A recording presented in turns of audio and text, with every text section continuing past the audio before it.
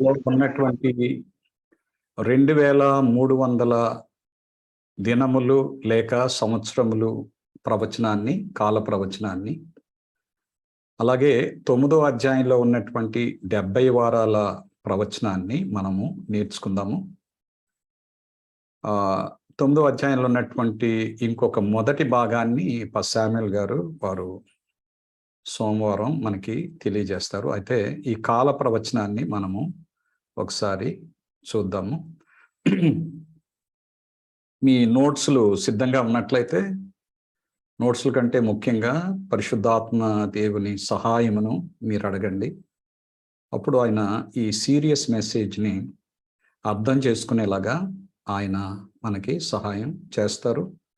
అర్థం చేసుకోవటమే కాదు, దాన్ని అనుసరించటమే కాదు, దానిని మనం ఇతరులతో పంచుకోవటం అనేటువంటిది మనము చేయటానికి పరిశుద్ధాత్మ దేవుడు మనకి సహాయం చేస్తాడు. ఎవరో స్క్రీన్ మీద గీతలు గీస్తున్నారు, అది రికార్డింగ్లో వస్తుంది. యూట్యూబ్లో పెట్టేటప్పుడు రికార్డింగ్లో వస్తుంది. అది ఇట్లాంటి పిల్ల చేష్టలు చేయకూడదండి. ఎవరో మరి చిన్నపిల్లల్లాగా గీతలు గీస్తున్నారు. అంటే పిల్లలు చేస్తూ ఉంటారు ఇంటికాడ, వాళ్ళకి సెల్ ఫోను ఇవ్వకండి. అది మనం చెప్తూ ఉంటే దీని మీద గీతలు గీయటం అది చాలా బాధకరం. మీకు ఆటలుగా ఉంది. ఈ చాలా సీరియస్ మెసేజ్ ఇది. కొద్ది కాలంలో ఈ లోకాన్ని అంతం చేయబోతూ ఉన్నాడు దేవుడు. అంతం చేయకముందు మనము ఏం చేయాలి అనేటువంటిది దేవుడు చెప్తూ ఉన్నాడు. మీరు గీతలు గీసుకుంటూ ఆటలాడుతూ ఉంటే దేవుణ్ణి పోగొట్టుకుంటారు, పరలోకాన్ని పోగొట్టుకుంటారు, నిత్య జీవాన్ని పోగొట్టుకుంటారు. ఆయన సేవలో మీరు పనికిరారు. మరి అలాంటి ఆ సీరియస్ సిచ్యువేషన్లోనికి మనం వెళ్ళకూడదు. ఎవరో పిల్లలు చేస్తూ ఉన్నారనుకుంటా, వాళ్ళని దయచేసి సేవకులు ఎవరో చేయరు, మీరు వారిని వారించండి. ఇది చాలా సీరియస్ విషయం. గీతలు గీయటం దీని మీద ఇవంతా కూడా రికార్డింగ్లోకి వస్తుంది. ఆ రికార్డింగ్ ఆఫ్ చేసి ఇప్పటి నుండి చెయ్యమ్మా. అధ్యాయంలో దానియేలు గ్రంథం 8వ అధ్యాయంలో 2300 దినములు లేక సంవత్సరముల ప్రవచనం, కాల ప్రవచనం. తర్వాత 9వ అధ్యాయంలో ఉన్నటువంటి 70 వారాల కాల ప్రవచనాన్ని మనము నేర్చుకుందాము. ఈ కాల ప్రవచనాల్ని ఈ రోజున చాలా మంది క్రైస్తవులు అపార్థం చేసుకోవటానికి కొంతమంది కారణం. శత్రువైనటువంటి సాతాను వాడి యొక్క జ్ఞానమును బట్టి కొందరి పండితులను వాడుకున్నాడు. ఈ పండితుల వల్ల లక్షలాది మంది, కోట్లాది మంది క్రైస్తవులు వారు ఈ సీరియస్ మెసేజ్, ఈ కాల ప్రవచనాల్ని వారు తప్పుగా అర్థం చేసుకుంటున్నారు. వారిలో ఒకరు లూయిస్ డి అల్కజార్ అనేటువంటి ఆయన. ఈయనే ఈ ప్రిటరిజం, భూతకాలవాదం అనేటువంటి ఒక వాదాన్ని తీసుకొచ్చాడు. ఈయన రోమన్ క్యాథలిక్ జెస్విట్ ప్రీస్ట్. ఈయన చెప్పేటువంటిది ఏంటంటే, యాంటియోకస్ ఎపిఫెనస్ 4 ఈయనే క్రీస్తు విరోధి, యాంటీ క్రైస్ట్, అంత్యక్రీస్తు లేకపోతే యాంటీ క్రైస్ట్ అనేటువంటి ఈ ప్రవచనాలు చెప్పేటువంటి క్రీస్తు విరోధి వ్యక్తి ఈయనే అని ఆయన ఈ ప్రిటరిజం అనేటువంటి దాన్ని, భూతకాలవాదం అనేటువంటి దాన్ని ప్రవేశపెట్టాడు. లక్షలాది మంది, కోట్లాది మంది ఆ వాదాన్ని నమ్ముతూ ఉన్నారు. ఈ రోజున బైబిల్ చదివేటువంటి వారు, దానియేలు ప్రకటన గ్రంథాలని చదివేటువంటి వాళ్ళు కూడా, ఇతరులకి బోధించే వాళ్ళు కూడా ఈయన వాదం వారు అనుసరిస్తూ వారు సేవా జీవితాన్ని కొనసాగిస్తూ ఉన్నారు. అయితే వారు దేవుని ప్రణాళికలో నుండి పడిపోయారనేటువంటి సంగతి వారికి కూడా తెలియదు. ఇతను ప్రిటరిజం ప్రతిపాదించినటువంటి లూయిస్ అల్కజార్ అనేటువంటి ఆయన రోమన్ క్యాథలిక్ జెస్విట్ ప్రీస్ట్. ఈయన ఈ ప్రొటెస్టెంట్ దిద్దుబాటు కాలంలో చాలామంది, లక్షల మంది రోమన్ క్యాథలిక్ సంఘాన్ని విడిచిపెట్టేసి మరి ప్రొటెస్టెంట్ రిఫార్మర్స్ అందరూ కూడా ఈ క్రీస్తు విరోధి యాంటీ క్రైస్ట్ రోమా సంఘమే, రోమన్ క్యాథలిక్ సంఘమే, పోపుల మత వ్యవస్థే అని ప్రొటెస్టెంట్ రిఫార్మర్స్ ఎక్కువ మంది వారు అంతటా ప్రకటించారు. దానితో చాలామంది, లక్షల మంది రోమన్ క్యాథలిక్ చర్చిని, పోపుల మతాధికారాన్ని విడిచిపెట్టేసి వెళ్ళిపోతూ ఉంటే ఆ పోపు గారు ఈయనను పిలిచి చెప్పాడు, ఈ ప్రవచనాలు పోపుకు సంబంధించినటువంటివి కాదు, మరొకరికి సంబంధించినటువంటివని మీ మేధస్సు అంతా ఉపయోగించుకుని, మీ తెలివితేటలు, మీ జ్ఞానం ఉపయోగించి మీరు ఎలాగోలా ప్రజలను మళ్ళించాలి, వారి మనసులను మళ్ళించాలి, మరొక వైపుకి మళ్ళించాలి. అప్పుడు ఆయన ఆ ప్రవచనం యాంటియోకస్ ఎపిఫెనస్కి సంబంధించినటువంటిదని నిన్న మనం తెలుసుకున్నటువంటి దానియేలు గ్రంథం 8వ అధ్యాయంలో 9వ వచనంలో ఉన్నటువంటి ఆ వచనాన్ని తీసుకుని, ఆ ఒక్క వచనాన్ని తీసుకుని ఆయన ఈ క్రీస్తు విరోధి వ్యవస్థ పోపులకు కాదు, యాంటియోకస్ ఎపిఫెనస్కి, ఆ ప్రవచనాలన్నీ కూడా గతించిపోయినాయి, క్రీస్తు పూర్వమే గతించిపోయినాయి, అవన్నీ కూడా యాంటియోకస్ ఎపిఫెనస్కి చెందినటువంటిది. ఇదిగో 4 కొమ్ముల్లో నుండి ఈ చిన్న కొమ్ము వస్తుందని అక్కడ చెప్పాడు కదా. నిన్న మనం నేర్చుకున్నాం, 4 కొమ్ములు కాదు కరెక్ట్ ట్రాన్స్లేషను, 4 దిక్కులు. ప్రవచనంలో రెండోసారి చెప్పినప్పుడు కొన్నిటిని ప్రస్తావించరు కనుక 7వ అధ్యాయంలో ప్రస్తావించినటువంటి విషయాలన్నీ కూడా 8వ అధ్యాయంలో ప్రస్తావించాల. 7వ అధ్యాయంలో ప్రస్తావించినటువంటి ఆ గుర్తింపులే 8వ అధ్యాయంలో కూడా దేవుడు ఇచ్చాడు. అయితే వాటన్నిటినీ ఈయన వాటిని అన్వయించల దానికి. అందుకనే బైబిల్ ఆధారం లేకోకుండా, లేఖనం ఆధారం లేకోకుండా ఆయన సొంతగా యాంటియోకస్ ఎపిఫెనస్, ఒకే ఒక కారణం, ఆయన యెరూషలేము మీదకి వచ్చి యుద్ధం చేశాడు, అలాగే అక్కడ కొంతమంది యూదులను చంపేశాడు. దాదాపు ఈ గ్రీకు రాజుల్లో ఈయన చివరి రాజు. చాలా బలహీనమైనటువంటి వాడు.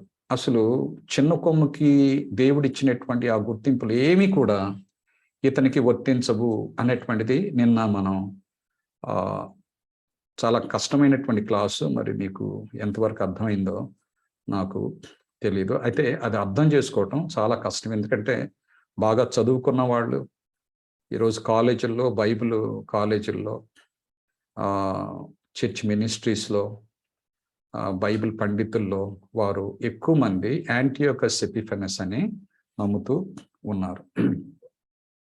ఇంకొక ఆయన ఫ్రాన్సిస్కో డి రిబీరా అనేటువంటి ఆయన, ఈయన అల్కజారు ఈ ఫ్రాన్సిస్కో రిబీరా అనేటువంటి ఆయన ఫ్యూచరిజం, భవిష్యత్ కాల వాదం అనేటువంటి దాన్ని తీసుకొచ్చాడు. ఈయన ఈ ఫ్యూచరిజానికి father, Spanish theologian, priest. Pope Sixtus అనేటువంటి ఆయన ఈయన్ని ఐర్లాండ్లో బిషప్గా చేసినప్పుడు అక్కడ డాక్టర్ ఆఫ్ థియాలజీ చేసి అక్కడ ఈయనకి ఇంకొక బాధ్యతను అప్పగించాడు. ఈ ప్రొటెస్టెంట్ చర్చిల్లోకి వెళ్ళిపోయేటువంటి ఈ క్యాథలిక్ విశ్వాసులు అందరూ కూడా వెళ్ళిపోతూ ఉన్నారు, వీళ్ళని మరలా మళ్ళించాలంటే నీవు చేయాల్సినటువంటిది ఏంటంటే, ఈ క్రీస్తు విరోధి పోపుల మత వ్యవస్థ కాదు, పోపు కాదు,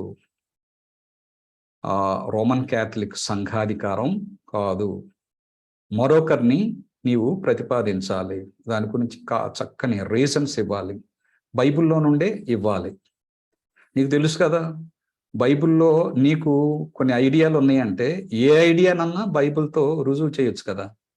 కనుక ఆ బైబిల్‌ని ఉన్నదున్నట్టుగా నీవు చదవకపోతే, నీ మనసులో ఉన్నటువంటి ఏ తలంపునైనా గాని ఆ బైబిల్‌ని రుజువు చేయటానికి ప్రయత్నం చేయొచ్చు. ఎంతో కొంతమంది ఆ వాదనని నమ్ముతారు. ఈయన ఫ్రాన్సిస్ జేవియర్ అనేటువంటి ఈయన భవిష్యత్ వాదం, భవిష్యత్ కాల వాదం. ఈయన చెప్పేటువంటిది ఏంటంటే, ఈ క్రీస్తు విరోధి పోపుల మత వ్యవస్థ కాదు, రోమన్ క్యాథలిక్ చర్చ్ కాదు, ఈ ప్రొటెస్టెంట్ రిఫార్మర్స్ చెప్తున్నట్లుగా ఈ క్రీస్తు విరోధి ఈ భూలోక చరిత్రలో చివరి 7 సంవత్సరాల్లో వస్తాడు. 3.5 సంవత్సరాలు అతడు యెరూషలేములో కట్టినటువంటి దేవాలయంలో యూదులందరూ వచ్చి యెరూషలేములో దేవాలయం కడతారు. ఈయన ఆ దేవాలయంలో ఉన్నటువంటి దేవాలయంలో కూర్చుంటాడు అధికారిగా. అప్పుడు యేసు ప్రభు రెండోసారి మరలా వస్తాడు. ఒకసారి వచ్చి వెళ్ళిపోయాడు. మరలా ఇంకోసారి వస్తాడు. 3.5 సంవత్సరాల తర్వాత మరలా వస్తాడు. వచ్చి ఈ అంత్యక్రీస్తుని, లేకపోతే అంత్యక్రీస్తు, యాంటీ క్రైస్ట్‌ని అంత్యక్రీస్తు అంటారు అందుకని. అంత్యకాలంలో చివరి 7 సంవత్సరాల్లో వచ్చేటువంటి దానికి అసలు బైబిల్‌లో ఆధారాలే లేదు. దేవుడు ఒక్క గుర్తింపు కూడా దానికి ఇవ్వల.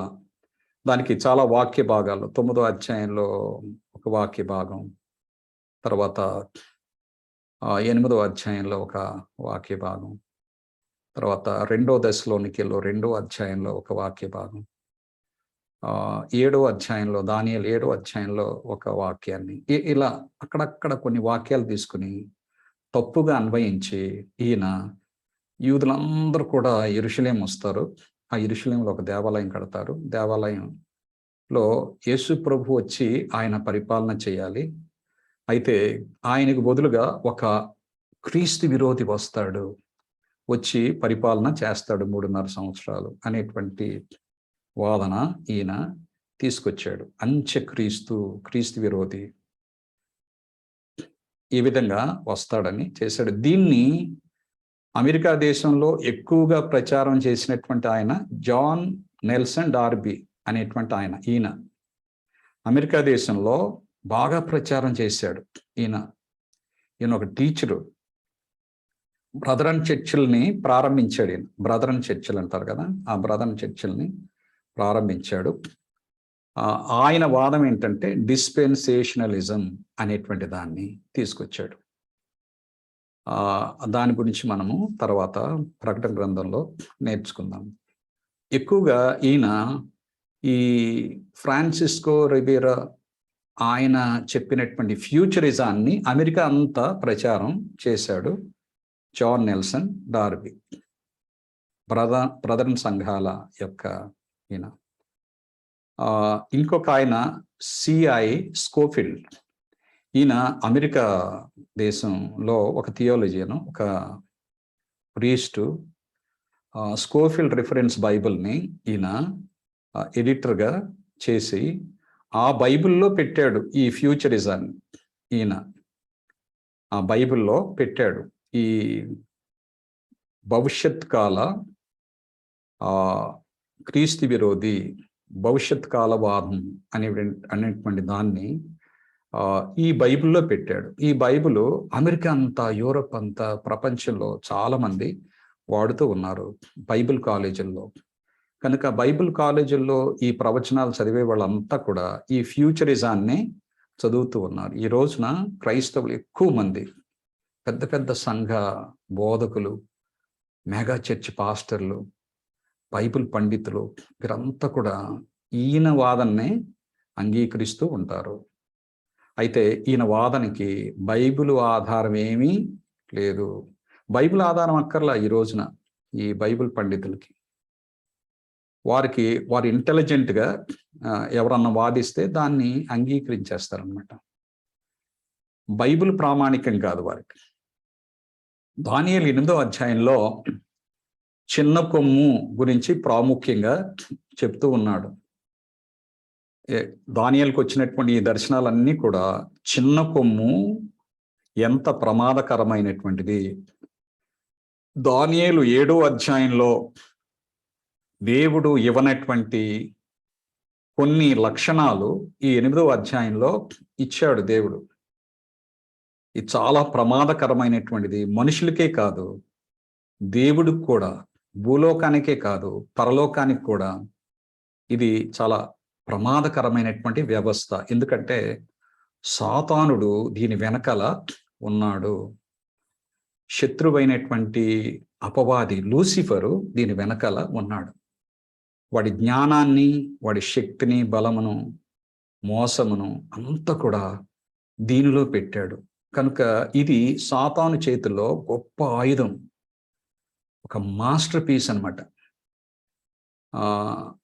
కనుక దీన్ని మరి సాతానుడు వాడుకున్నాడు. ఈ 8వ అధ్యాయంలో ఇలా ఈ చిన్న కొమ్ము మొదట్లో చిన్నగా ప్రారంభం అవుద్ది. ఈ 4 కొమ్ములు తర్వాత, ఆ తర్వాత అది బాగా పెరిగి రోమా సామ్రాజ్యం తర్వాత, రోమా సామ్రాజ్యం 10 రాజ్యాలుగా విడిపోయిన తర్వాత 3 రాజ్యాలని జయించి ఇది వస్తుందనేటువంటిది ఆల్రెడీ మనం 7వ అధ్యాయంలో నేర్చుకున్నాము. ఆ తర్వాత మానవుని కన్నులు వంటి కన్నులను, గర్వంగా మాట్లాడేటువంటి నోరును కలిగినటువంటి ఈ చిన్న కొమ్ము వ్యవస్థ ఏమి చేస్తుంది? మహోన్నతునికి విరోధంగా మాట్లాడుతుందని 7వ అధ్యాయంలో చూసాం. అయితే 8వ అధ్యాయంలో ఈ కొమ్ము ఆకాశం వైపుకు వెళ్తుంది. దాని టార్గెట్ భూలోక రాజ్యాలు కాదు, భూలోక సంఘాలు కాదు, భూలోక ప్రజలు కాదు, రాజకీయ వ్యవస్థలు కాదు, పెద్ద పెద్ద అధికారాలు కలిగినటువంటి వ్యవస్థలు కాదు, మత వ్యవస్థలు కాదు. దీని టార్గెట్, దీని గురి, దీని లక్ష్యం పరలోకమే. దీని లక్ష్యం. ఎందుకంటే దీని వెనకాల ఉన్నటువంటి వాడు లూసిఫరు. కనుక లూసిఫరే తన బలాన్ని, అధికారాన్ని దీనికి ఇచ్చాడు. కనుక లూసిఫరు మొదటి నుంచి కూడా దేవుని మీద తిరుగుబాటు చేశాడు. దేవుడు అన్యాయస్తుడు అంటాడు. దేవుని స్థానాన్ని ఆక్రమించుకోవటానికి మొదటి నుంచి కూడా ప్రయత్నం చేస్తున్నాడు. ఈ చివరి రోజుల్లో కూడా ప్రయత్నం చేస్తూ ఉన్నాడు. ఆ ప్రయత్నం ఇంకా మానలేదు అని దేవుడు 8వ అధ్యాయంలో చెప్తూ ఉన్నాడు. మహోన్నతునికి విరోధంగా మాట్లాడటం, ఆకాశ నక్షత్రాల కంటే పైగా తన సింహాసనాన్ని హెచ్చించుకోవాలని చూడటం, ఆకాశ నక్షత్రాలకి పైగా తన అధికారాన్ని హెచ్చించుకోవాలని చూడటం, దేవుని సింహాసనాన్ని ఆక్రమించుకోవాలని చూడటం, దేవునితో సమానంగా తను తాను చేసుకోవాలని చూడటం, ఇవన్నీ గనుక వాడి గురంతా కూడా పరలోకంలో నుండి పడిపోయాడనేటువంటి ఉక్రోషం. వాటితో పాటుగా 3వ వంతు దూతలను కూడా తోసేశాడు దేవుడు. కనుక ఎందుకు ఎంత అన్యాయంగా మమ్మల్ని పడేసాడు దేవుడు? మాకు హక్కు లేదా దేవుడిని అడగటానికి? ఆయన న్యాయవంతుడైతే ఆ న్యాయంగా మమ్మల్ని పిలిచి వాదించవచ్చు కదా. మమ్మల్ని ఆయన సన్నిధిలో లేకుండా పడేసాడే అనేటువంటి ఒక దుష్ట స్వభావాన్ని పెట్టుకున్నాడు లూసిఫర్. కనుక 7వ అధ్యాయంలో ఉన్నటువంటి చిన్న కొమ్ము, 8వ అధ్యాయంలో ఉన్నటువంటి చిన్న కొమ్ము ఒకటే.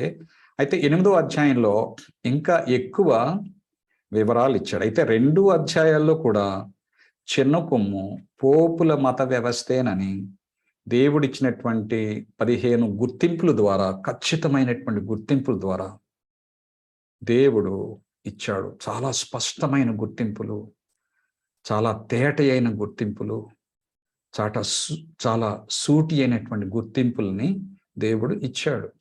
కనుక వాటిని ఓపికగా ఈ ప్రవచనాలను చదువుకుని వాటన్నిటిని కూడా ఈ వ్యవస్థకి వర్తింపచేసి మన ప్రొటెస్టెంట్ రిఫార్మర్స్ ఏ విధంగా అయితే వర్తింపచేశారో అలాగే అంత్యకాలంలో ఉన్నటువంటి పరిశుద్ధులు కూడా అలా వర్తింప చేయాలి. అలా చేయటం వల్ల ఈ క్రీస్తు విరోధి యొక్క మోసంలో మనము పడము. ఈ క్రీస్తు విరోధి యొక్క మోసంలో కానీ మనం పడితే బైబిల్లో నుండి పడిపోతాం. మన నమ్మకాలకి బైబిలు ప్రామాణికంగా ఉండదు, బైబిలు ఆధారంగా ఉండదు. బైబిల్లో ఉన్నటువంటి నమ్మకాలు మీలోను, మీ కుటుంబంలోను, మీ సంఘంలోను ఉండవు. బైబిల్లో లేనటువంటి నమ్మకాలు ఉంటాయి. బైబిల్లో లేనటువంటి ఆచారాలు, బైబిల్లో లేనటువంటి ఒక విధానాలు, బైబిల్లో లేనటువంటి ఆరాధనలో మనం ఉంటాం. అంటే ఆరాధనలో నుండి పడిపోతాం. దేనికోసమైతే దేవుడు ఈ విశ్వాన్ని చేశాడో, ఈ లోకాన్ని చేశాడో, ఈ విశ్వమంతటిని కూడా దేవుడు ఆరాధన కోసమే చేశాడు. ఆయన దేవుడిగా, సృష్టికర్తగా ఆరాధించాలని. ఆయనే సమస్త జీవకోటికి ఆధారం. ఆయన ఒక మాటతో అందరినీ నిర్మూలన చేయగలడు. ఆయనకు ఎవరు సహాయం చేయక్కర్లా, ఎవరు ఆరాధించక్కర్లేదు కూడా, ఎవరు ఆయన అధికారాన్ని గౌరవించక్కర్లేదు కూడా. ఆయన ఎవ్వరు లేనప్పుడు ఉన్నాడు, ఆయన ఎవరు ఉండనప్పుడు కూడా ఉంటాడు. మన అవసరం ఆయనకి లేదు, ఈ విశ్వం యొక్క అవసరం దేవునికి లేదు. అలా ఉంటే ఆయన దేవుడు కాదు. అయితే ఆయన ప్రేమై ఉన్నటువంటి దేవుడు కనుక, స్వేచ్ఛా తీర్మానంతో మనల్ని చేశాడు కనుక, మనము సొంత తీర్మానంతో, స్వేచ్ఛా తీర్మానంతో, పవర్ ఆఫ్ చాయిస్తో మనము దేవుణ్ణి విశ్వసించాలి, దేవుణ్ణి దేవుడిగా గౌరవించాలి. ఆయన తను తాను ప్రత్యక్షపరుచుకునేటువంటి ఈ బైబిల్ సత్యాన్ని మనము నమ్మాలి, దాన్ని అనుసరించాలి. అప్పుడు ఆయన చిత్తంలో ఉంటాము, ఆయనను ఆరాధిస్తాము. ఆయన చిత్తంలో ఉండకుండా పడేసేటువంటి శక్తి ఒకటి ఉంది. అది పోపుల మత వ్యవస్థ, రోమన్ క్యాథలిక్ సంఘాధికారం అని దానియేలు గ్రంథం 8వ అధ్యాయంలో ఉన్నటువంటి ఈ చిన్న కొమ్ము వ్యవస్థకు చెప్పినటువంటి వాటిని బట్టి తెలుస్తుంది. రిపీట్ అండ్ ఎన్లార్జ్, ఈ విధానాన్ని మనం ఉపయోగించాలి. 7వ అధ్యాయంలో చెప్పినటువంటిదే 8వ అధ్యాయంలో చెప్పాడు. అయితే 7వ అధ్యాయంలో చెప్పినటువంటి దాన్ని మరలా 8వ అధ్యాయంలో కొంతవరకు రిపీట్ చేస్తాడు. కానీ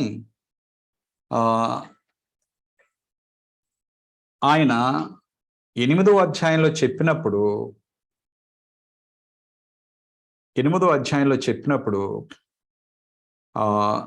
దీన్ని మరి క్రొత్త పాయింట్లు ఇస్తాడు.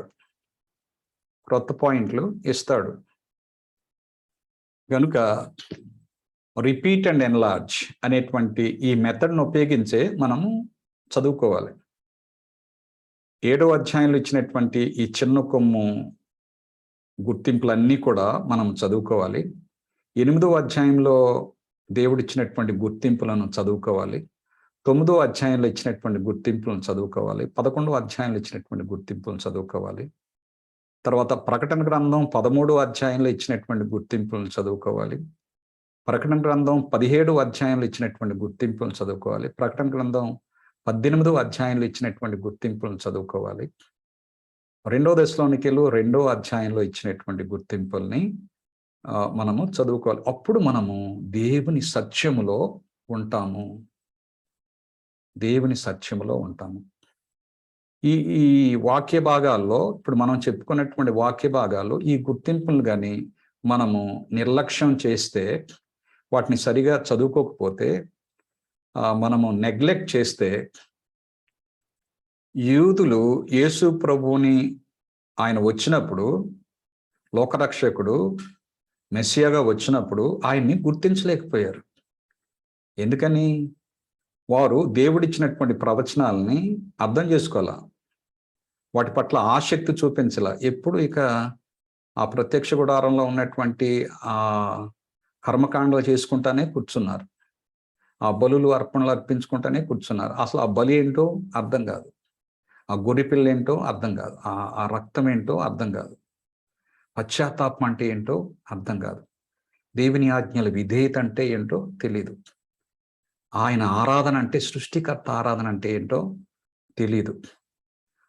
అది పరలోకానికి యోగ్యమైనటువంటి జీవితం ఎలా జీవించాలి అనేటువంటిది కూడా వారికి తెలియదు.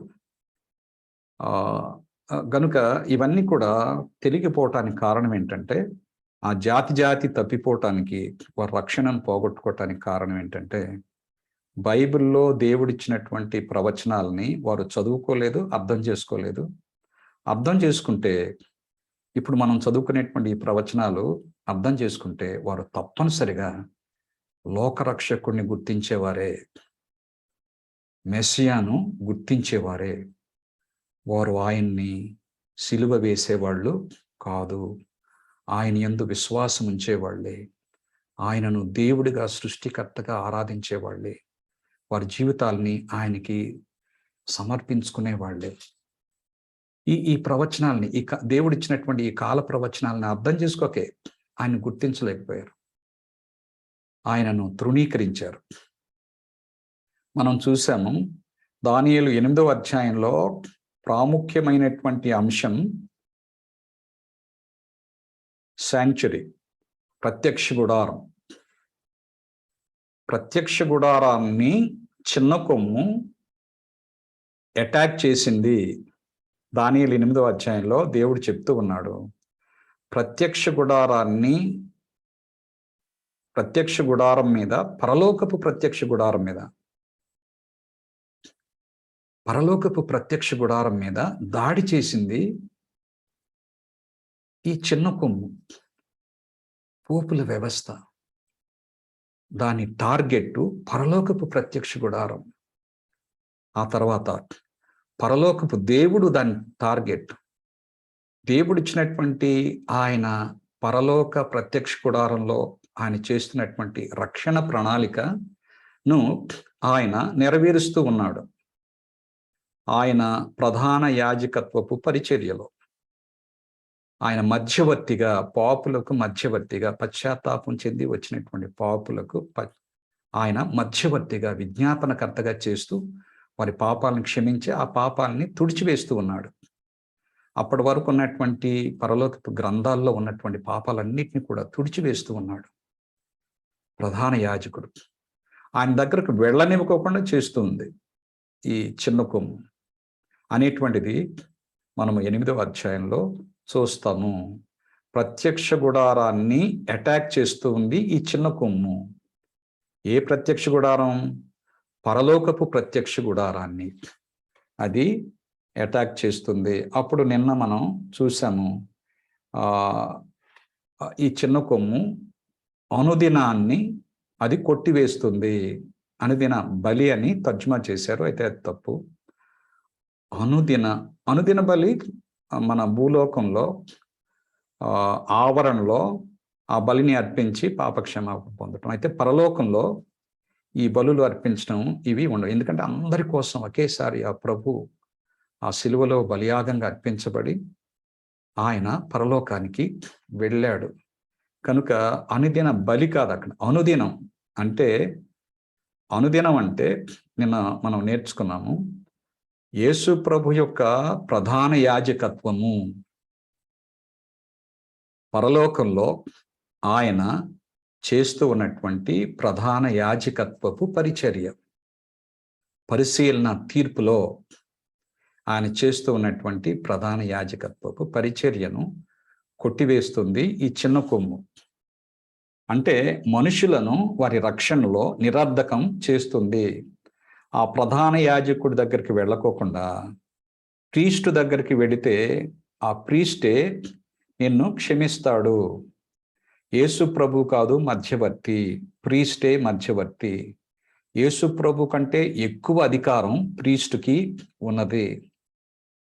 యేసు ప్రభు కాదు మధ్యవర్తి, ఆయన తల్లి అయినటువంటి మరియమ్మే మధ్యవర్తి. కనుక ఆయన తల్లి చెబితేనే ఆయన వింటాడు. కనుక ఆయన తల్లి దగ్గరికి వెళ్ళాలి, ఆమెకు మనము ప్రార్థన చేయాలి, ఆమెకు విజ్ఞాపన చేయాలి. ఆమెకి విజ్ఞాపన చేయాలంటే ప్రీస్ట్ దగ్గరికి రావాలి.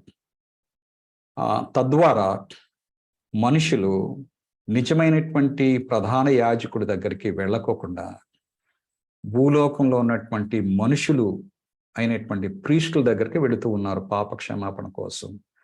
తద్వారా యేసు ప్రభుని రక్షకుడిగా వారు నమ్మటం లేదు, ఆయన శిలువ బలియాగమును నమ్మటం లేదు, ఆయన చిందించిన పరిశుద్ధ రక్తాన్ని నమ్మటం లేదు, ఆయన శిలువ మరణాన్ని, ఆయన పునరుద్ధానాన్ని, ఆయన ఆరోహణని, ఆయన పరలోకపు ప్రధాన యాజకత్వాన్ని వారు నమ్మటం లేదు. తద్వారా వచ్చేటువంటి ఆ రక్షణ మేలులను వారు పొందటం లేదు. అంత ప్రమాదం. కనుక ఈ చిన్న కొమ్మును గుర్తించడం అత్యంత ప్రాముఖ్యం. దీన్ని సరిగా గుర్తించకపోతే దాని మోసంలో మనం పడతాం. దీనికి 15 గుర్తింపులు 16 గుర్తింపులు ఇచ్చాం, నంబర్తో సహా దేవుడు ఇచ్చాడు. 8వ అధ్యాయంలో ఆకాశ సైన్యం అని అంటున్నంతగా పెరిగి నక్షత్రముల్లో కొన్నిటిని పడవేసి కాళ్ళ క్రింద అణగద్రొక్కుచుండారు. నిన్న మనం నేర్చుకున్నాము ఈ చిన్న కొమ్ము నక్షత్రాలంటే దేవదూతలు అని ప్రకటన గ్రంథం 12వ అధ్యాయం 4వ వచనంలో మనము చూస్తాము. అయితే ఇంకొక చోట ఈ నక్షత్రాలంటే దేవుని సంఘ విశ్వాసులు, సంఘ నాయకులని కూడా 1వ అధ్యాయంలో ఉన్నది. కనుక ఈ నక్షత్రాలు ఇక్కడ దేవుని ప్రజలకు గుర్తు, దేవుని నమ్మకమైనటువంటి ప్రజలకి గుర్తు.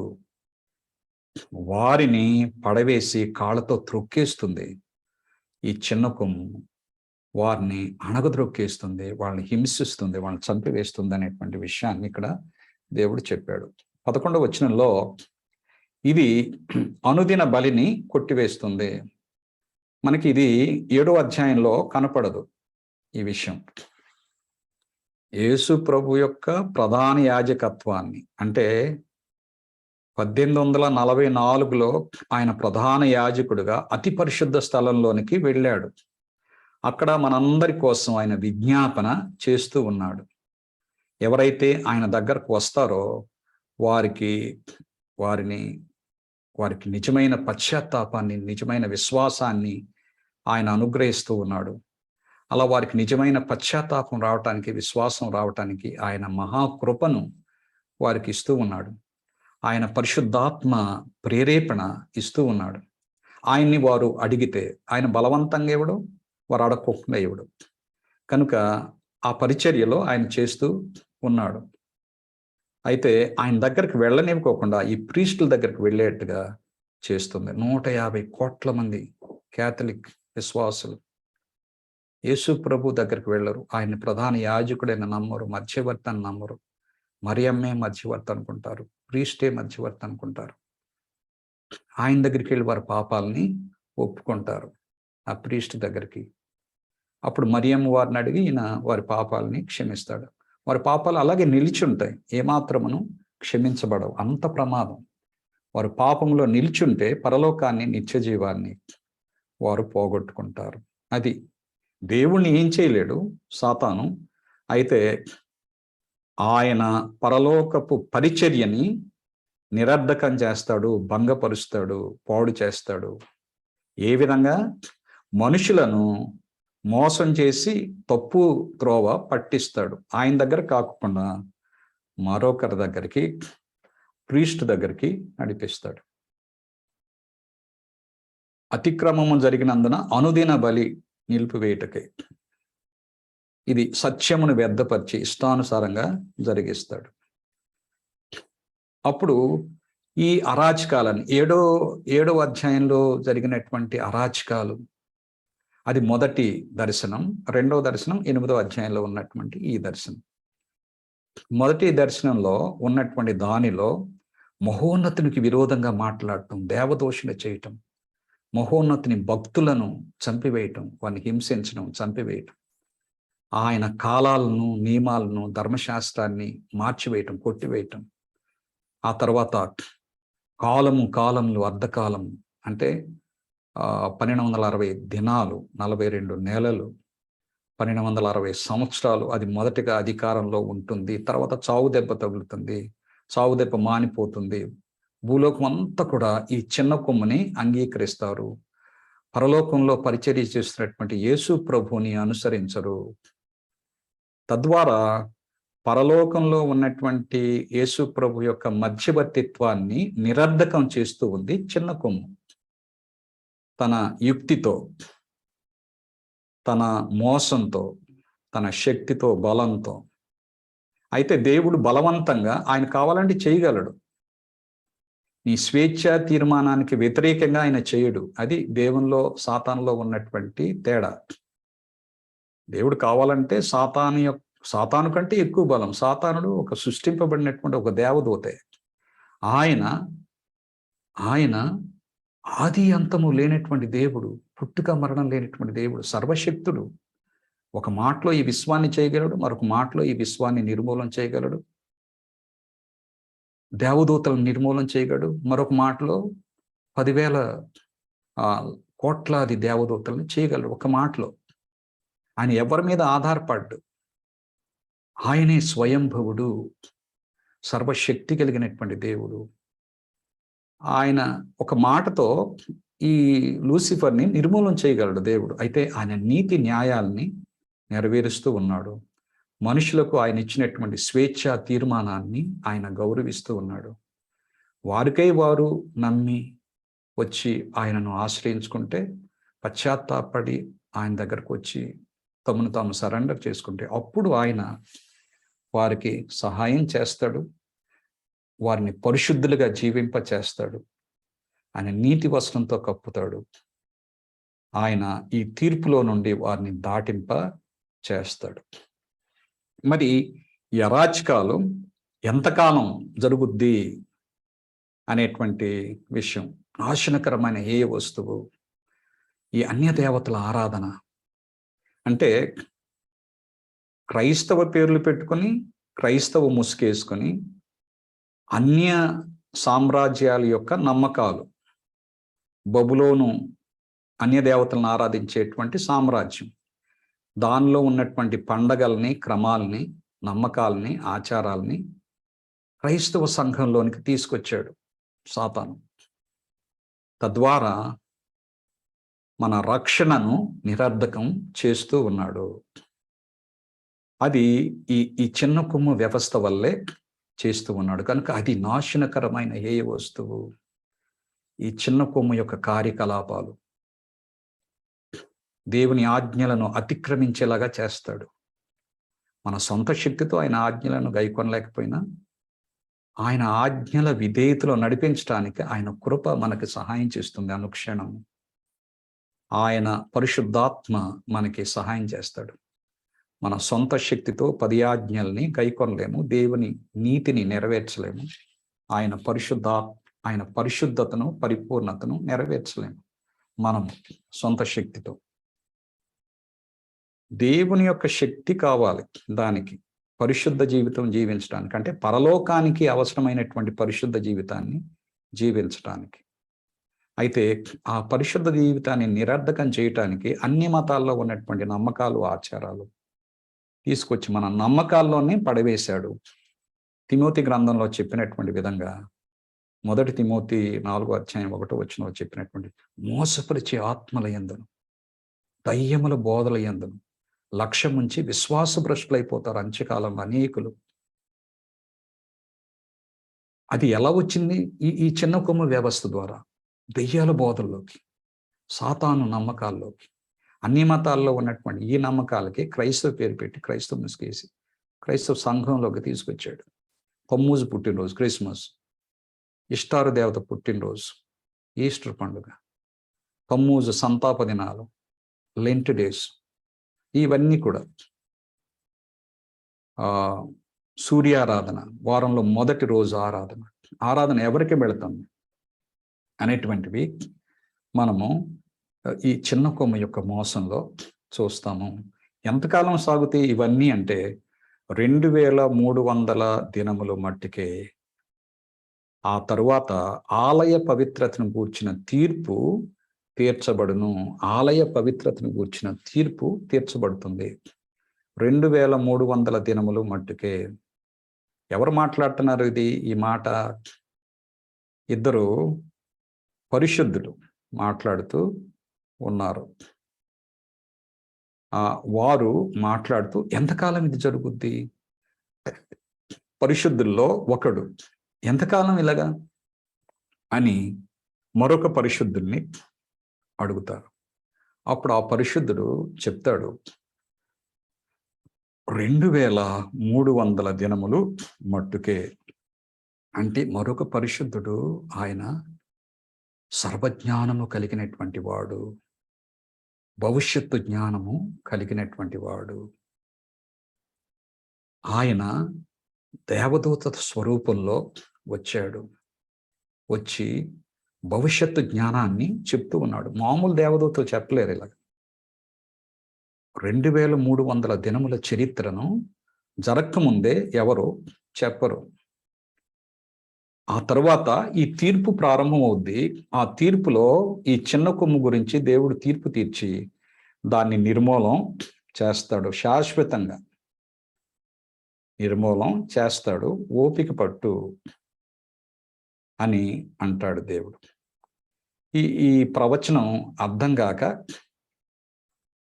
దానియేలు పదే పదే దేవదూతని అడుగుతాడు, ఈ దర్శనం యొక్క అర్థం చెప్పండి, అర్థం చెప్పండి. అంటే నరపుత్రుడా, ఈ దర్శనము అంత్యకాలానికి సంబంధించింది. అంత్యకాలంలో జరుగుద్ది ఇది. అంత్యకాలం అంటే మనం తర్వాత నేర్చుకుంటాము. 1798 తర్వాత, 1798 తర్వాత అంత్యకాలం. అప్పుడు ఈ ప్రవచనాలు మీకు అర్థమవుతాయి. అప్పటి వరకు మీకు అర్థం కావు. ఆ తర్వాత ఇది నెరవేరుతుంది, ఈ ప్రవచనం నెరవేరుతుంది అనేటువంటిది చెప్పాడు. నేను మాట్లాడుచు ప్రార్థన చేయుచుండగా నేను దర్శనమందు చూచిన గాబ్రియేలును ఆయన మరలా వచ్చి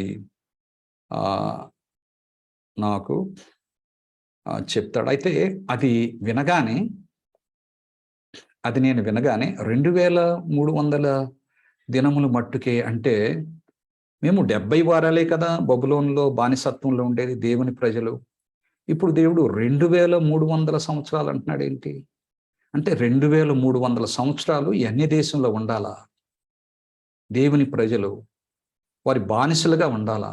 దేవుని కొరకు సేవకులుగా, సాక్షులుగా ఎప్పుడుంటారు అనేటువంటిది అక్కడ దానియేలుకి అర్థం కాక, ఇక నుండి దేవుడు 70 వారాలని 2300 సంవత్సరాలకి పొడిగించాడు అనేటువంటిది అపార్థం చేసుకొని ముచ్చెమటలు పట్టేసి జ్వరం వచ్చేసి మూర్ఛిల్లి పడిపోయాడు, మంచాన పడిపోయాడు. ఆ గాబ్రియేలు దూత చెప్తూనే ఉన్నాడు. ఇక దేవుని ప్రజల పట్ల ఎంతో ప్రేమ, ఎంతో ఆసక్తి, ఎంతో ఎంతో సమర్పణ ఉన్నటువంటి దానియేలు, నేను చనిపోయినా పర్లేదు, దేవుని ప్రజలు రక్షణ పొందాలి, నిత్యజీవం పొందాలి, దేవుని యొక్క నిత్యజీవం యొక్క మేలులు వీరు పొందాలి, ఈ లోకంతో వారు సంతృప్తి చెందకూడదు, పరలోక వారసులుగా వారు ఉండాలి, నిత్యజీవాన్ని వారు అనుభవించాలి, దేవునితో ఉండాలి, విమోచించబడినటువంటి వారితో. అయితే దేవుడు ఏంటి 2300 సంవత్సరాలు అంటున్నాడు అని అది అర్థం కాక అడుగుతున్నా కానీ చెప్పలో, నువ్వు తెలుసుకోక్కర్లేదు, అంత్యకాలానికి సంబంధించిన ఇప్పుడు కదా అని చెప్పినా కానీ ఆయన తొందరపాటులో అర్థం చేసుకోవాలి. అప్పుడు ఆ దర్శన భావాన్ని గ్రహించుకోలేక ఇక ఆయన మూర్ఛెల్లి పడిపోయాడు. అయితే ఇప్పుడు మరలా 9వ అధ్యాయంలో వస్తాడు గాబ్రియేలు దూత. అప్పటికి ఏం చేయలేకపోయాడు. 9వ అధ్యాయంలో వచ్చి అప్పుడు 21, 22 వచనాల్లో నీకు గ్రహింప శక్తి ఇచ్చుటకు నేను వచ్చితిని. మరలా ప్రభు పంపాడు నన్ను. నీకు ఇచ్చినటువంటి ఈ కాల ప్రవచనం యొక్క ఆ వివరాలు నీకు చెప్పటానికి వచ్చాను. మరి నీవు ఇప్పుడు వినగలవా అని చెప్పేసి దానియేలుతో అంటాడు. అప్పుడు అతడు నాతో మాట్లాడి ఈ సంగతి నాకు తెలియజేసి ఇట్లనెను, దానియేలు, యెరూషలేమును మరలా కట్టించవచ్చునని ఆజ్ఞ బయలుదేరిన సమయము మొదలుకొని యెరూషలేముని, ఇప్పుడు యెరూషలేము నీ నాశనం చేశాడు కదా నెబుకద్నెజరు రాజు. అక్కడ చాలా మంది, వేల మందిని చంపేశాడు. ఆ పట్టణాలని కొల్లగొట్టాడు, ఇళ్ళని కాల్చేశాడు, మనుషుల్ని చంపేశాడు. ఆ యెరూషలేము దేవాలయాన్ని కాల్చేశాడు, బూడిద చేశాడు, శ్మశానంలాగా చేసేసాడు కదా. మరలా ఒక ఆజ్ఞ రాబోతుంది, జాగ్రత్తగా విను. ఆ ఆజ్ఞ ఒక రాజు ఇస్తాడు. భవిష్యత్తులో రాబోయేటువంటి ఒక రాజు ఆ ఆజ్ఞని ఇస్తాడు. మీరందరూ యెరూషలేము వెళ్ళండి, మీరు ఇక బానిసలుగా ఉన్నప్పటికీ మీకు నేను అనుమతి ఇస్తూ ఉన్నాను అని ఒక శాసనం చేస్తాడు. మీరు వెళ్ళి యెరూషలేము పట్టణాన్ని కట్టుకోండి అని ఒక రాజు శాసనం చేస్తాడు. అప్పటి నుండి మొదలుపెట్టు ఈ ప్రవచనాన్ని లెక్కించడం. ఎప్పటి నుండి లెక్కించాలో అనేటువంటిది నీవు ఆలోచిస్తూ ఉన్నావు కదా. ఈ 2300 సంవత్సరముల ప్రవచనాన్ని, యెరూషలేముని మరలా కట్టించవచ్చునని ఒక రాజు ఒక శాసనాన్ని చేస్తాడు. ఆ శాసనం వెలువడగానే, ఆ శాసనాన్ని జారీ చేయగానే ఆ సంవత్సరం ఏదో గుర్తించుకుని ఆ సంవత్సరం నుండి లెక్కపెట్టు. 1, 2, 3, 4 అనుకో, 2300 సంవత్సరాలు. నీ తర్వాత మరి దేవుని ప్రజలు లెక్కిస్తారు. ఆ తర్వాత ఇంకా దేవుని ప్రజలు లెక్కిస్తారు. మొత్తానికి ఈ ప్రవచనాన్ని దేవుని ప్రజలు లెక్కిస్తూ ఉండాలి. తండ్రులు పిల్లలకు చెప్పాలి, మరి గ్రంథంలో రాయాలి వీటన్నిటినీ అని చెప్పాడు. అప్పుడు ఆ శాసనం ఎప్పుడు మొదలైందంటే, ఈ మాదీయ పార్సీకుల రాజుల్లో 3 శాసనాలు చేశారు. కోరేష్ రాజు చేశాడు ముందు. తర్వాత దర్యావేష్ అనేటువంటి ఆయన, అంటే కోరేష్ రాజు యొక్క మామగారు కాదు, మొదటగా రాజుగా ఉన్నటువంటి ఆయన కాదు. ఆ తర్వాత వచ్చినటువంటి ఇంకొక దర్యావేష్ 2, ఆయన ఒక శాసనం చేశాడు. అంటే కోరేష్ రాజు చేసినటువంటి శాసనాన్ని బలపరిచాడు. మీరు మీ దేశానికి వెళ్ళండి, వెళ్ళి మీ ఆలయాన్ని కట్టుకోండి, మీ పట్టణాన్ని కట్టుకోండి అని పంపిస్తాడు కోరేష్ రాజు. అంతకుముందు ఎప్పుడు ఎవరూ చేయలే, బానిసలుగా ఉండిపోయారు. అయితే దేవుడిచ్చినటువంటి ప్రవచన కాలం నెరవేరిపోయింది. 70 సంవత్సరాలు అయిపోయినాయి. అయిపోగానే దేవుడు కోరేష్ రాజు ద్వారా ఆ శాసనాన్ని ఇచ్చాడు. ఆ శాసనం నుండి లెక్క పెట్టకూడదు, ఎందుకంటే వారు ఇంకా మాదీ పారసీకుల రాజు కిందే ఉన్నారు, ఆయన అధికారం కిందే ఉన్నారు. ఇంకా స్వాతంత్ర్యం రాలేదు వారికి ఇంకా పూర్తి విడుదల రాలేదు. మీరు కట్టుకుని వచ్చేయండి, లేకపోతే కట్టుకుని ఉండండి మా కిందే అని చెప్పేసి అన్నాడు కోరేష్. ఆ తర్వాత దర్యావేష్ కూడా. అయితే ఈ రాజు ఆ తర్వాత 3వ శాసనం అర్తహషస్త రాజు. అర్తహషస్త, ఎజ్రాలో మీరు చూస్తే ఈ రాజు ఆ శాసనాన్ని జారీ చేయటం చూస్తాం మనం. అర్తహషస్త రాజు ఈయన శాసనం చేసి ఇక యూదుల్ని వెళ్ళిపోమంటాడు. 3వ గుంపు వెళ్ళిపోమంటాడు. ఎజ్రా, నెహెమ్యా వారి నాయకత్వంలో వెళ్ళిపోమంటాడు. ఇక మీరు యెరూషలేములో బబులోన్లో ఉండక్కర్లా, బానిసత్వం నుండి పూర్తి విడుదల మీకు. మీ పట్టణాన్ని కట్టుకోవటానికి, మీ దేవాలయాన్ని కట్టుకోవటానికి మీకు పూర్తి స్వేచ్ఛ. మీరు మాదీ పారసీకుల రాజ్యం కింద ఉండనవసరం లేదు. ఇదిగో మీకు కావాల్సిన సహాయాన్ని అంతా కూడా నేను ఇస్తూ ఉన్నాను అని దేవుని యొక్క ప్రేరేపణతో, పరిశుద్ధాత్మ ప్రేరేపణతో గాబ్రియల్ దూత ఆయన సింహాసనం దగ్గరే ఉండి ఆయనకు ప్రేరేపించడం, బలవంతం చేయల. దేవుడు ఎప్పుడు బలవంతం చేయడు. ఆయన మనసును ప్రభావితం చేశాడు, పరిశుద్ధాత్మ కూడా ప్రభావితం చేశాడు. చేసినప్పుడు ఆ శాసనాన్ని, ఒక రాజు కింద ఉన్నవాళ్ళని మీరు ఉండక్కర్లేదు, మీరు వెళ్ళిపోండి మీ దేశానికి, మీరు స్వతంత్రులుగా ఉండండి అని చెప్పటం చాలా అసహజమైనటువంటి విషయం. కనుక ఆ ఆ శాసనం దగ్గర నుండి లెక్క పెడితే మీరు అక్కడ దానియేలు 9వ అధ్యాయంలో చెప్తాడు. 7 సంవత్సరాలకి మీరు మీ దేవాలయాన్ని కట్టుకుంటారు. ఆ గోడల్ని కట్టుకుంటారు. ఆ తర్వాత 62 సంవత్సరాలు 62 సంవత్సరాలు తర్వాత లోకరక్షకుడొస్తాడు.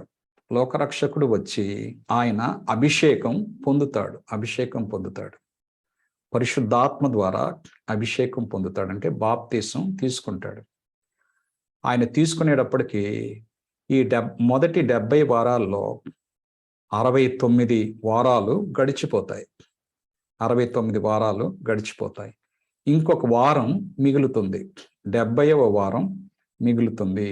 ఈ 70వ వారంలో 3.5 సంవత్సరాలు తరువాత మీకు మరలా దీనిలో ఈ చెప్తూ ఉన్నాడు.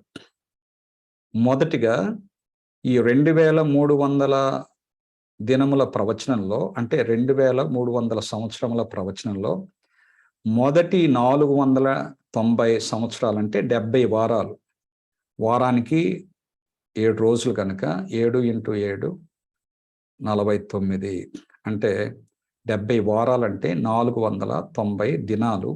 490 దినాలంటే 490 సంవత్సరాలు. ఇవి ఈ 2300 సంవత్సరాల్లో ప్రవచనంలో మొదటి భాగం. 70 వారాలు మొదటి భాగం. ఈ 2300 సంవత్సరాలనే వస్తాయి ఈ కాల ప్రవచనాలన్నీ. మొదటి భాగం 70 వారాలు. ఆ 70 వారాలు తరువాత తీర్పుకి ఇంకా 1210 సంవత్సరాలు ఉంటాయి 70 వారాలు అయిపోగానే. అయితే ఈ 70 వారాల్లో ఏం జరుగుతుంది అనేటువంటిది చాలా ప్రాముఖ్యం. ఇది ఎప్పుడు ప్రారంభమవుద్ది? ఈ 70 వారాలు కానీ, 2300 దినముల ప్రవచనం కానీ, సంవత్సరాల ప్రవచనం కానీ, అర్తహషస్త జారీ చేసినటువంటి ఆ శాసనం క్రీస్తు పూర్వం 457లో జారీ చేశాడు. ఇప్పుడు చరిత్రలో, మాదీ పారసీకుల చరిత్రలో నిర్ధారణ అవుతుంది, బైబిల్ని నిర్ధారిస్తుంది. కనుక సరిగ్గా దేవుని యొక్క ప్రవచన కాలం వచ్చేటప్పటికి 457లో అర్తహషస్త రాజు ఆ శాసనం చేశాడు. అప్పటి నుండి మొదలుపెట్టు లెక్క పెట్టడం అని దేవుడు చెప్పాడు. అప్పటి నుండి మొదలు పెట్టారు. 70 వారాలు నీ ప్రజలకు, యెరూషలేము పట్టణానికి కృపకాలం ఇస్తూ ఉన్నాను. మీకు లేఖనాలను ఇచ్చాను కదా, 10 ఆజ్ఞలు ఇచ్చాను కదా, నా ఆరాధన ఇచ్చాను కదా. అయినప్పటికీ మీరు నన్ను నమ్మటం లేదు. మీ చుట్టూ ఉన్నటువంటి అన్ని జాతుల వారి యొక్క నమ్మకాల్లోనే, ఆచారాల్లోనే మీరు వెళుతూ ఉన్నారు. సాతానుడు మీ మనోనేత్రాలకి గుడ్డితనం కలుగు చేశాడు. మీరు నా దగ్గరకు రావట్లేదు, నా సహాయాన్ని మీరు అడగటం లేదు. మీరు స్వనీతిలో జీవిస్తూ ఉన్నారు, గర్వంలో జీవిస్తూ ఉన్నారు, దేవుణ్ణి తృణీకరిస్తూ ఉన్నారు, ఆయన కృపను తృణీకరిస్తూ ఉన్నారు, ఆయన రక్షణను తృణీకరిస్తూ ఉన్నారు, రక్షకుణ్ణి త్రోసివేస్తూ ఉన్నారు. కనుక మీకు 70 వారాలు కృపకాలం ఇస్తూ ఉన్నాను మీ పట్టణానికి, మీకు. ఈ 70 వారాల్లో కానీ మీరు నిజంగా పశ్చాత్తాపడి రక్షణను, రక్షకుణ్ణి అంగీకరించకపోతే మిమ్మలను ప్రత్యేక జనాంగంగా, నా నిబంధన ప్రజలుగా, పరిశుద్ధ జనాంగంగా మిమ్మల్ని ఇక ఎప్పటికీ విడిచిపెట్టేస్తాను, ఇక మీకు భవిష్యత్తు ఉండదు అని దేవుడు చెప్పాడు. మరి దేవుడు చెప్పినట్లే 457 నుండి యేసు ప్రభు మరణించే వారికి యేసు ప్రభు బాప్తీసం తీసుకునేటప్పటికి 69 వారాలు. 70వ వారంలో, వారం మధ్యలో ఆ ప్రభు మరణిస్తాడు, శిలువ బలియాగం చేస్తాడు. ఆ తర్వాత ఇంకా 3.5 సంవత్సరాలకి వారి కృపకాలం అయిపోతుంది. అనేటువంటిది దేవుడు చెప్పాడు. ఆ తర్వాత 1810 సంవత్సరాలు ఇంకా మిగిలిన్నాయి తీర్పు ప్రారంభం అవటానికి. ఈ తీర్పు ప్రారంభానికి సంబంధించినటువంటి ప్రవచనం 2300 దినముల ప్రవచనం, అంటే 2300 సంవత్సరముల ప్రవచనము. ఎందుకంటే ప్రవచనంలో ఒక దినము ఒక సంవత్సరానికి సమానము, ఒక సంవత్సరానికి గుర్తు. అది యెహెజ్కేలు 4:6లోను, సంఖ్యాకాండం 14:34లోను మనం చూస్తాము. దాన్ని బట్టి ఆ రకంగా ఉంది. కనుక ఈ 70 వారాలులో 69 వారాల తర్వాత మెస్సియా వస్తాడు, బాప్తిసం తీసుకుంటాడు. ఆ తర్వాత 70వ వారం మధ్యలో ఆయన శిలువ బలియాగం అవుతాడు. కనుక యెహెజ్కేలు 4:6లో సంవత్సరానికి ఒకింటికి ఒక దినము చొప్పున మీరు నిర్ణయించాలి. అంటే ఒక దినము ఒక సంవత్సరానికి గుర్తు. సంఖ్యాకాండం 14:34లో ఒక దినము ఒక సంవత్సరానికి గుర్తు. కనుక 2300 దినాలు 2300 సంవత్సరాలు. ఈ మొదటిగా 70 వారాలు, 69 వారాల తర్వాత మెస్సియా వస్తాడు, అభిషిక్తుడవుతాడు. ఆయన బాప్తిసం తీసుకుంటాడు, పరిశుద్ధాత్మ ద్వారా అభిషేకం పొందుతాడు. 3.5 సంవత్సరాలు ఆయన పరిచర్య చేస్తాడు. రక్షణ సువార్తను అప్పుడున్నటువంటి ఆ ప్రాంతంలో ఆయన ప్రకటిస్తాడు. ఆ తర్వాత 3.5 సంవత్సరాల తర్వాత ఆయన సిలువ వేయబడతాడు. సిలువలో ఆయన బలియాగంగా అర్పించబడతాడు, నిర్మూలన చేయబడతాడని వాడాడు ఇక్కడ. కనుక అంతటితో ఈ బలి అర్పణలన్నీ కూడా ఆగిపోతాయి అన్నాడు. ఆ తర్వాత 3.5 సంవత్సరాలకి ఈ కృపకాలం అనేటువంటిది యూదులకు అయిపోతుంది. అంతటితో 70 వారాలు గడిచిపోతాయి. అంటే 69 వారాలకి బాప్తిస్మము, 31లో క్రీస్తు 31లో ఆ ప్రభు శిలువ బలియాగంగా అర్పించబడ్డాడు. ఆ తర్వాత 3.5 సంవత్సరాలకి వారికి కృపకాలం ముగిసిపోయింది. ఆ తర్వాత ఇంకా 1810 సంవత్సరాలు ఉన్నాయి. దీన్ని మనము ఈ స్కెచ్లో చూడొచ్చు, ఈ చార్ట్లో చూడొచ్చు. 457లో అర్తహషస్త రాజు యెరూషలేమును మరలా తిరిగి కట్టవచ్చుననేటువంటి శాసనాన్ని ఇచ్చాడు. 69 వారాల తరువాత, 70 వారాల్లో 69 వారాల తర్వాత, అంటే 483 సంవత్సరాలు తర్వాత, అంటే మొదటి 7 సంవత్సరాల్లో యెరూషలేముని కడతారు. ఆ తర్వాత 62 సంవత్సరాల తర్వాత మెస్సియా వస్తాడు, బాప్తిసం తీసుకుంటాడు. అంటే 7 + 69 62, 69, 69కి ఆయన బాప్తిసం తీస్తాడు, అభిషిక్తుడు అవుతాడు. ఆ తర్వాత 3.5 సంవత్సరాలకి ఆయన శిలువ బలియాగంగా అర్పించబడతాడు, శిలువలో మరణిస్తాడు, శిలువ మరణం పొందుతాడు. ఆ తర్వాత 3.5 సంవత్సరాలకి యూదులకి కృపకాలం అయిపోయి సువార్త వారి దగ్గర నుండి తీసివేయబడి అన్యులకు ఇవ్వబడితే అప్పుడు స్టెఫన్ని రాళ్లతో కొట్టారు. అంతటితో 34 క్రీస్తు శకంలో వారి కృపకాలం ముగిసిపోయింది. అప్పుడు ఇక యెరూషలేముని విడిచిపెట్టాడు, యూదులను విడిచిపెట్టాడు. ప్రత్యేక జనాంగంగా వ్యక్తుల్ని విడిచిపెట్టల. వ్యక్తుల్ని ఎప్పుడు విడిచిపెట్టడు ఆయన. యూదుడే గాని, అన్యదేశస్థుడే గాని, స్త్రీయే గాని, పురుషుడే గాని, స్వతంత్రుడే గాని, బానిసే గాని, ఎవరైనా గాని విశ్వాసం ఉంచితే, క్యాథలికే గాని, ఏ చర్చ్ అయినా గాని, వారు వ్యక్తులకి ఎప్పుడు అవకాశం తెరిచే ఉంటుంది. దేవుడు న్యాయవంతుడు, ఆయన ప్రేమ కలిగినటువంటి దేవుడు. ఒక వ్యక్తి నిజంగా పరిశుద్ధాత్మ ద్వారా నడిపించబడి, హిందువే గాని, ముస్లిమే గాని, అన్యదేశస్తులే గాని, ఎవరైనా గాని, వారు వ్యక్తిగతంగా ఆ ప్రభు రక్షణను అంగీకరిస్తే, వారిని ఆయన యందు విశ్వాసం ఉంచితే వారు రక్షణలోనికి వస్తారు. అది అందరికీ అవకాశం ఉంటుంది ఎప్పుడైనా కానీ. భూమి పుట్టింది మొదలుకొని రెండవ రాకడకు ఉన్నటువంటి ఈ టైంలో వ్యక్తులకి. అయితే ఒక వ్యవస్థని విడిచిపెట్టాడు దేవుడు, యూదుల జాతిని విడిచిపెట్టాడు, ప్రత్యేక జనాంగంగా, నిబంధన ప్రజలుగా విడిచిపెట్టేశాడు, స్పెషల్ పీపుల్గా విడిచిపెట్టాడు. 34లో వారు తృణీకరించాడు, లోకరక్షకుడిని సిలివేశారు. ఆ తర్వాత స్టెఫన్ని రాళ్లతో కొట్టారు. అప్పటికి కూడా వారు ఇప్పటికి కూడా నమ్మల యూదులు జాతిగా. ఇంకా బలులు అర్పించుకుంటా కూర్చున్నారు. ఎంత నాలెడ్జ్ వచ్చినా గాని. కనుక ఆ జాతి కూడా తప్పిపోయింది. అన్యులకు అంటే ఆత్మీయ ఇశ్రాయేలీయులు ఎవరైతే విశ్వాసం కలిగి ఉన్నారో వారికి ఇస్తాడు. ఆ తర్వాత 1260 సంవత్సరాలు ఈ చిన్న కొమ్ము మొదటిసారిగా అధికారంలోనికి రావటం అనేటువంటిది ఈ 2300 సంవత్సరాల్లోనే ఉంటుంది.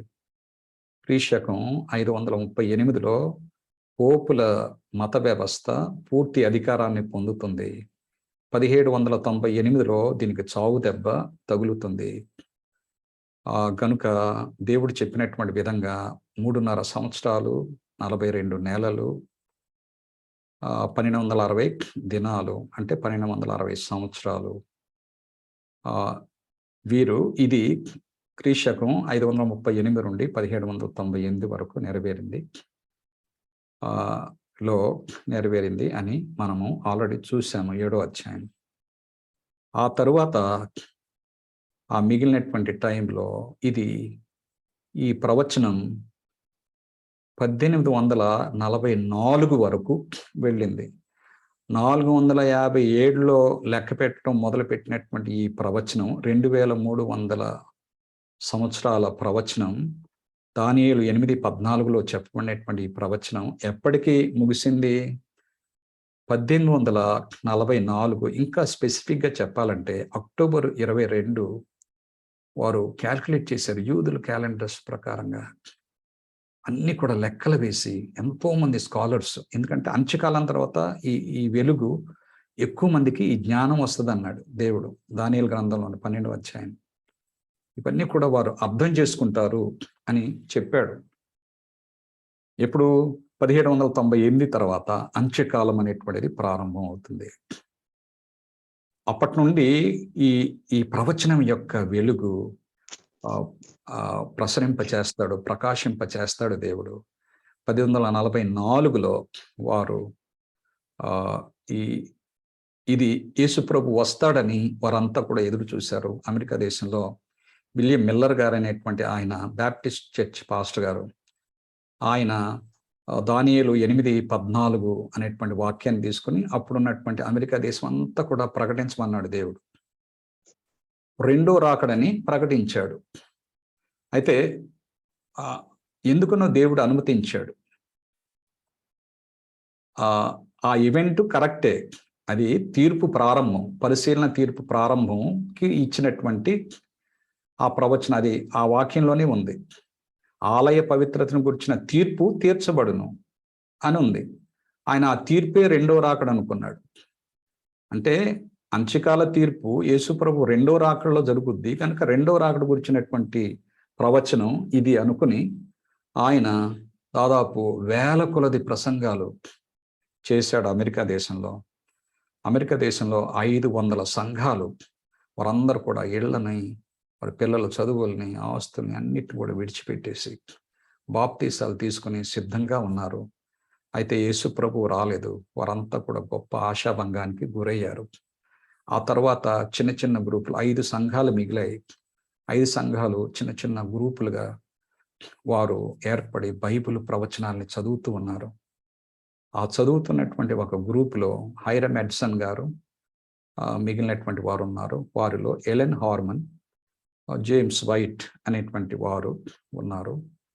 వారికి దేవుడు, ఆ గ్రూపుల వారికి దేవుడు ప్రత్యేకమైనటువంటి వెలుగు ఇచ్చాడు. మరి ముఖ్యంగా హైరమ్ ఎడ్సన్ గారి ద్వారా ఆకాశం తెరవబడటం, ఆయన ఒక మొక్కజొన్న తోటలో వెళుతూ ఉంటే ఆకాశం తెరవబడటం, యేసు ప్రభు యాజకుడు వస్త్రాలు తీసివేసి ప్రధాన యాజకుడు వస్త్రాలు ధరించుకుని అతి పరిశుద్ధ స్థలంలోనికి వెళ్ళటం, గ్రంథాలు తెరవబడటం, ఆయన తీర్పు ప్రారంభం అవటం, ఇదంతా కూడా చూశాడు. అవన్నీ కూడా దానియేలు గ్రంథంలో దేవుడు చెప్పినటువంటి ప్రవచనాలు. 7వ అధ్యాయంలో చెప్పినటువంటి తీర్పు గురించినటువంటి ప్రవచనం ఇది. అది ఎప్పుడు ప్రారంభం అవుద్ది అనేటువంటిది దేవుడు చెప్పాడు. ఎందుకంటే అన్నిటికంటే ఈ తీర్పు ఎప్పుడు ప్రారంభం అవుద్దు అనేటువంటిది చాలా ప్రాముఖ్యం. ఆ తీర్పు ప్రారంభమైందంటే ఇక అంత్యకాలం వచ్చేసినట్టే, లోకాంతం వచ్చేసినట్టే. అందరి తీర్పు అయిపోగానే కృపకాలం ముగిసిపోద్ది. యేసుప్రభు రెండోసారి వస్తాడు. ఆయన నిత్యరాజ్యాన్ని స్థాపిస్తాడు. కనుక ఇది ఈ ప్రవచనం ముగింపు అనేటువంటిది చాలా ప్రాముఖ్యం అనేటువంటిది దేవుడు చెప్పాడు. అప్పటి నుండి ప్రతి ఒక్కరు కూడా ప్రాయశ్చిత్తార్థ దినమందు ఇశ్రాయేలీయులు ఎంత జాగ్రత్తగా ఉన్నారో, ఆ దినమంతా కూడా పాపాలను ఒప్పుకుంటూ విరిగి నలిగినటువంటి హృదయంతో, పశ్చాత్తాపంతో ఆ ప్రభు సన్నిధిలో గడుపుకొని, ఆయన కృపను అంగీకరించి, పరిశుద్ధాత్మ దేవుని అంగీకరించి, ఆయన రక్షణను అంగీకరించి, శిలువ బలియాగమను అంగీకరించి, ఆయన రక్తం ద్వారా కడుగుబడి, ఏ విధంగా ఆ ప్రధాన యాజకుడు పరిచర్య అతి పరిశుద్ధ స్థలంలో పరిచర్య చేస్తున్నప్పుడు ఎంత జాగ్రత్తగా ఉన్నారో, 1844 నుండి కృపకాలం ముగిసే వరకు దేవుని ప్రజలు అంత జాగ్రత్తగా ఉండాలి, అప్రమత్తంగా ఉండాలి. అలా అప్రమత్తంగా ఉండటం వల్ల రక్షణ పొందటం కాదు. మనం 24 గంటలు బైబిల్ చదువుకున్నా, ప్రార్థన చేసినా, పాటలు పాడుకున్నా, చర్చ్ కార్యక్రమాల్లో ఉన్నా, దానివల్ల కాదు దేవుడు రక్షణ ఇచ్చేది. అవన్నీ ఎందుకంటే యేసు ప్రభుతో వ్యక్తిగత సంబంధం కలిగి ఉండటానికి, ఆయన రక్షణ నిర్ధారణ పొందటానికి, ఆయన రక్షణ నిశ్చయిత పొందటానికి, మన జీవితాన్ని ఆయన చేతుల్లో పెట్టుకోవటానికి, ఆయనతో కనెక్ట్ అయి ఉండటానికి, కనెక్ట్ అయి ఉండి ఆయన చేతుల్లో మన జీవితాన్ని పెట్టుకోవటానికి, అప్పుడు పరిశుద్ధాత్మ ద్వారా దేవుడు మనలను సిద్ధపరుస్తాడు. ఎవరు సిద్ధం చేస్తారు? ప్రభు అయినటువంటి యేసుక్రీస్తు, మన ప్రధాన యాజకుడు, మన నిబంధనకు మధ్యవర్తి, మన విజ్ఞాపనకర్త. ఆయన మనలను సిద్ధపరుస్తాడు. ఏ విధంగా? ఆయనే వచ్చి మన హృదయంలో నివసిస్తాడు. పరిశుద్ధాత్మ ద్వారా పాపం మీద విజయాన్ని దయచేస్తాడు. ఆజ్ఞల విధేయతను మన జీవితాల్లో నెరవేరుస్తాడు. ఆయన నీతి వస్త్రంతో కప్పుతాడు. మనల్ని ఆయన కుమారులుగా, కుమార్తెలుగా అంగీకరిస్తాడు.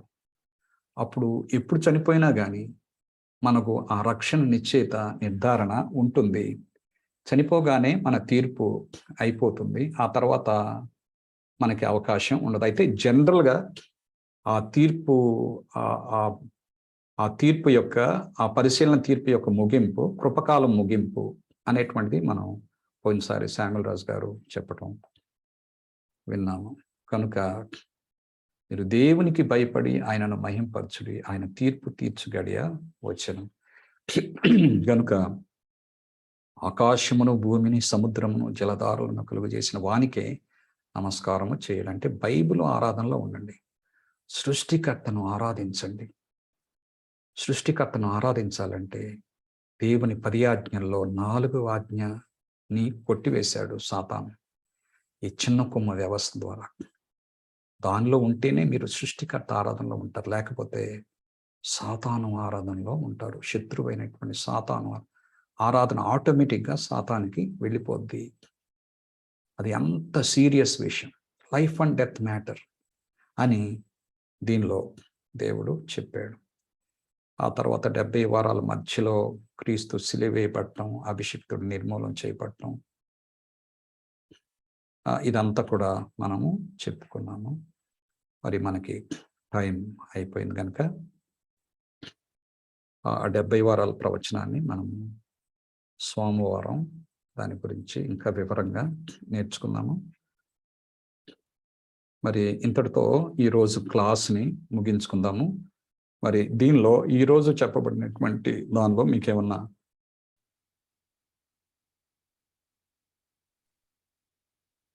ప్రేమగల తండ్రి, పరిశుద్ధుడైన మా ప్రభువా, మీకు స్తోత్రం నాయనా. ఈనాటి ప్రజెంట్ ప్రాఫెసీ ప్రేయర్ ఫెలోషిప్, క్షమించండి ప్రభువా, ఈనాటి డానియల్ రెవల్యూషన్ కార్యక్రమాన్ని ఎంతో ధనీకరంగా జరిగించుకునే కృపనిచ్చే నీ దాసుని ద్వారా ప్రభువా అద్భుతమైనటువంటి వివరణ ఇచ్చారు ప్రభువా. మీకు స్తోత్రాలు చెల్లించుకుంటున్నాం ప్రభువా. నాయనా మరి ఫ్యూచరిజం, పొలిటరిజం, ఫ్యూచరిజం, ఆ రకంగానైనా హిస్టారిసిజం, ఈ రకమైన విజయాలు గురించినటువంటి మరి వివరాలు మాకు అందించారు. అలాగే ప్రభువా మరి నేను టైం ప్రాసెస్ గురించినటువంటి వివరణ కూడా ఎంతో అద్భుతంగా మాకు తెలియజేసి ఉన్నారు. ఎంతో స్పష్టంగానైనా మేము తెలుసుకున్న కృపనిచ్చారు. ఆయన ప్రభువా వాక్య పరిచర్య చేస్తున్న దాసులు గారిని బట్టి వారి కుటుంబాన్ని, వారి పరిచర్యను దీవించండి. పోస్టింగ్ చేస్తున్న సన్నిబాబు గారు కూడా మా క్షేమ కొరకు కూడా ప్రార్థన చేస్తున్నాం. అలాగే ప్రభువా నడిపిస్తున్న ఆది జోసెఫ్ కొరకు ప్రత్యేకంగా ప్రార్థన, బిడ్డ భవిష్యత్తుని అద్భుతంగా మలచండి. ప్రభువా నీ బిడ్డని చేతిలో ఉంచుకోనండి. తండ్రి మీకు స్తోత్రాలు. పార్టిసిపేట్ చేసిన బిడ్డలందరికీ బిడ్డని దేవుని ఆశీర్వాదాలు దయచేయండి. వాక్య పరిచర్య ద్వారా ప్రభువా నీ బిడ్డలందరూ ఎంతో బలపడటానికి ప్రభువా రాబోయే దినాల్లో ప్రభువా మరి ఈ యొక్క ప్రవచనాల నెరవేర్పు ద్వారా ప్రభువా మరి వాక్యాన్ని మరింతగా లోతుగా నాయన ప్రభువా నమ్ముకొనగలటానికి సహాయం దయచేయండి అయినా. ఈ ప్రవచన నెరవేర్పునైనా మా అందరికీనైనా ప్రభు అద్భుతమైనటువంటి ప్రభువా వెలిగింపునివ్వాలి తండ్రి. తద్వారా వాక్యాన్ని మరింత లోతుగా మేము నమ్మడానికి ప్రభు దయచేయమని అడుగుచున్నాం. అలాగే ప్రభువా ఈ సమయంలో ప్రభువా ప్రతి వారి అక్కర్లు తీర్చమని అడుగుచున్నాం. ప్రేమ గల తండ్రి మీకు స్తోత్రాలు వందనాలు చెల్లించుకున్నాం. ప్రతి వారి యొక్క శారీరక, మానసిక, ఆత్మీయ, సామాజిక అక్కర్లన్నీ కూడా మెండుగా తీర్చండి, ప్రభు చేయండి. మరి ఈ కార్యక్రమాన్ని ముగించుకుంటుండగా ప్రభువా మరి నేను రేపటి కార్యక్రమానికి కూడా రేపు ఇదే కార్యక్రమం క్షమించండి ప్రభువా, నెక్స్ట్ వీక్ వరకు మమ్మల్ని సిద్ధపరచండి తండ్రి. మీకు స్తోత్రాలు వందనాలు చెల్లించుకుంటున్నాం. మా రక్షకుడు మీ కుమారుడు యేసుక్రీస్తు వారి నామములో ఈ ప్రార్థన ఇవ్వబడుకున్నాం తండ్రి. ఆమేన్. ఆమేన్. ఆమేన్. మన ప్రభు అయిన యేసుక్రీస్తు వారి యొక్క కృప, తండ్రి అయిన దేవుని యొక్క ప్రేమ, పరిశుద్ధాత్మ దేవుని యొక్క అన్యోన్య సహవాసము, ఆదరణ మన జూమ్లో ఉన్నటువంటి దైవ సేవకులందరికీ, దైవ సేవకులందరికీ, వారి కుటుంబాలకి, సంఘాలకి తోడయుండును గాక. ఆమేన్. ఆమేన్. ఆమేన్. ఆమేన్.